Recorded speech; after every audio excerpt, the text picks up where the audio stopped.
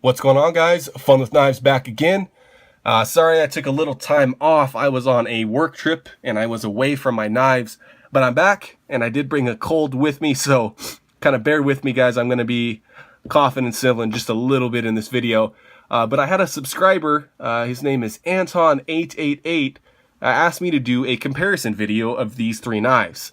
So this will be my first video in a comparison series. This is the Kershaw Camber, Knockout, and Blur. All speed safe equipped USA made Kershaws, and very good models at that. These are some of my most carried knives, so I'm really excited to do this video. Hopefully I hit all the bases. We'll go over price point and size and ability and just attributes that I like, and I'll end with my favorite at the end of the video. So here we go. Price point, we're looking at the Camber being the most expensive.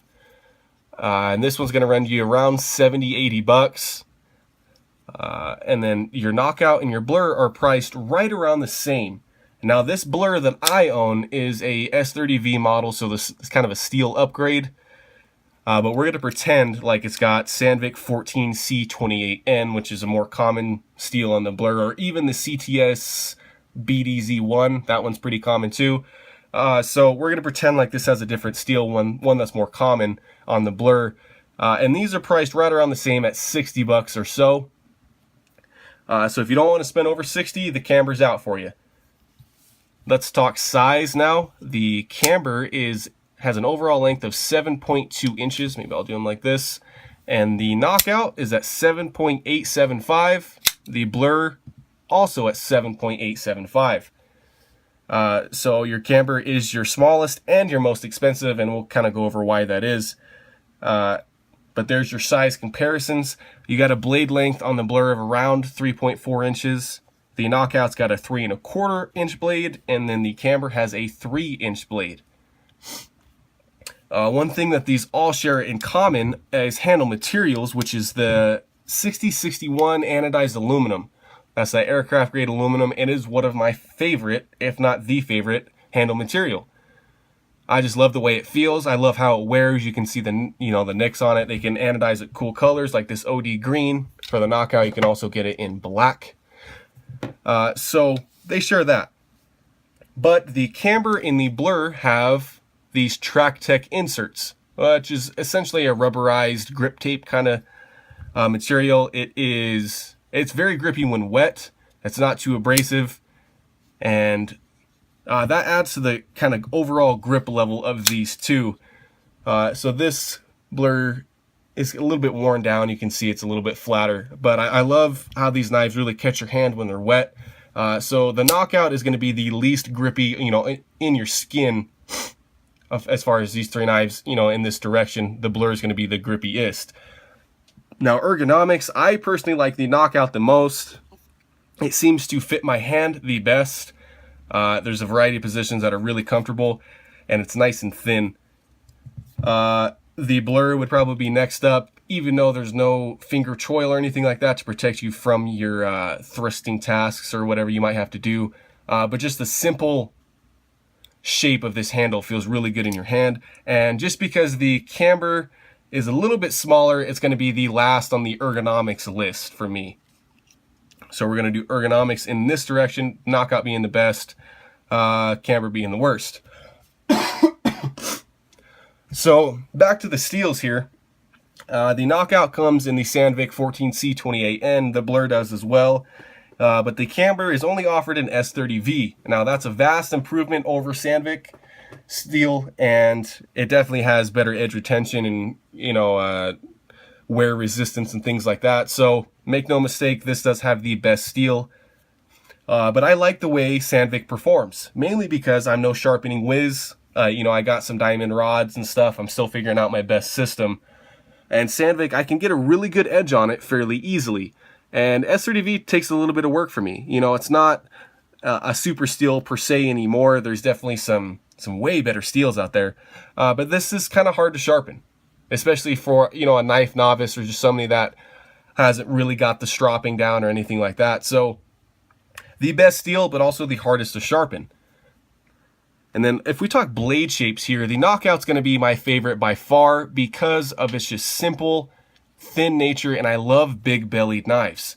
And I love how wide this thing is. Now, a lot of people don't like that. They like the room in their pocket, which this, I mean, it's probably a good, 2 inches, maybe 1.5 inches here, thick. So it does take up a little bit of pocket real estate. Maybe not in this direction because it's only 0.4 inches thick at the handle. So it's a very thin knife, but it's wide. And then your blur is going to have, let's do a little comparison here. It's definitely a thinner blade. It's got a recurve. It is still a drop point. I like the grind on the knockout as well. I didn't mention that. It's kind of got that high saber grind on it. It performs a lot better than these hollow grinds, to me at least. This blade thickness is around 0.12. Actually, they all might be 0.12. Yep, they all got the same blade stock going on for them. And then your camber's got a good drop point as well. Very sterile on this side. So blade shapes, the knockout wins for me. The camber being second, and it's because of this little recurve that the blur is last for me. Just because it's a good slicer, but it makes sharpening a pain. As you can see from years ago when I really was struggling to sharpen my knives, this has got all sorts of scratches on it. Just so keep that in mind. The recurve is very functional, but it's just not the easiest thing to sharpen. And there's something about the knockout's blade that really appeals to me. So let's go to locks here, which the camber and the blur have the exact same lock, and it's an inset stainless steel liner lock. This one's hitting a little bit early. You can see this one's hitting a little late, and that's because this knife is a lot older. It's been used a lot, and that liner lock is just kind of walked over as time goes on. And I'm sure that'll happen to the camber as well. You can't really fight that. But they're adequately strong locks. Sorry, guys. But I have noticed, and everyone in the knife community has too, that the blur has some knock-up problems. I don't know if it was a certain run of them years ago, or it's just that inset liner lock isn't the strongest thing in the world, but I've seen a lot of people, if you give this spine a little whack, this will move over on you. I've never had any problem whatsoever with mine. So just kind of take that with a grain of salt. But be wary of these inset liner locks because there's not a whole lot preventing them if there's some force on the back of the blade from just kind of sliding over like that. The knockout, once again, wins this category with its subframe lock. It's one of the only knives I know that has this. I've seen a couple customs and stuff like that, but it's a frame lock that's been kind of, cut in half and then installed into the aluminum handle. It's very solid, and you can just kind of secure it in place. So when you hold it, it just really locks in your hand, and there's no blade play whatsoever. So the lockup on the knockout seems a little bit stronger and a little bit more reliable. So the knockout wins there as well. All of these feature speed-safe deployment. The blur has ambidextrous ramped thumb studs. They're really good, very easy to deploy.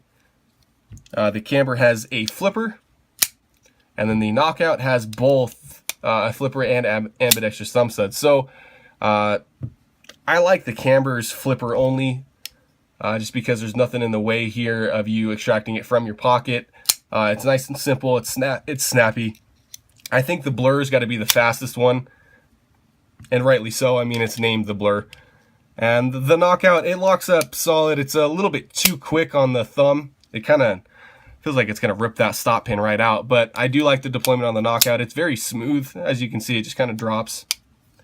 So deployment, exactly the same. We'll kind of give you close-ups of all of them if you really just want to see the angles of the knife. And the blur comes in a whole array of colors and finishes too, so keep that in mind. This is a very plain version. As you can see, this thing has had a lot of use. Made in the USA, just like this camber here and the knockout. The blur's clip is one of my least favorite. It rides much too high. It's a little bit too fat and weird. It definitely goes with the flow of this knife. Sorry, I'm dropping knives here. But the camber does have a deep carry reversible clip. So I love the clip on the camber. Give you a close-up on this one. Heavily stone-washed blade. Closed construction. And then the Knockout has almost the same clip. It's a little bit shorter, but deep carries. It's a 4-position 1-2. You can put it at any corner of the knife. Also partially closed construction. So if you guys have watched any of my previous videos where I stated the Knockout is my favorite knife, it still is. So I'm going to recommend the Knockout to Anton 888 because I think it wins in the pocket clip category, the lock, the ability of a simple, wide, big belly drop point blade. Sandvik is easy to sharpen and holds it for a good amount of time. It has the option for thumb set or flipper, whatever you prefer. It's the thinnest out of the bunch. And it just looks the coolest to me. I mean, that cool factor is definitely a calling card for when you're purchasing a knife. Secondly, I do the Camber. I think the pocket clip is awesome. This is a great EDC knife. It's very snappy with its action. That S30V steel is just phenomenal. It's just that right size for EDC for me. And it's a little bit thicker than the Knockout, but I mean, we're talking 0.1 inches or something. It's very negligible. And the drop point is also simple and effective on that one. And then the Blur is going to be my last option. Not that this isn't an awesome knife, but Ken Onion designed some better things. And that's because of the pocket clip and the recurve in the blade.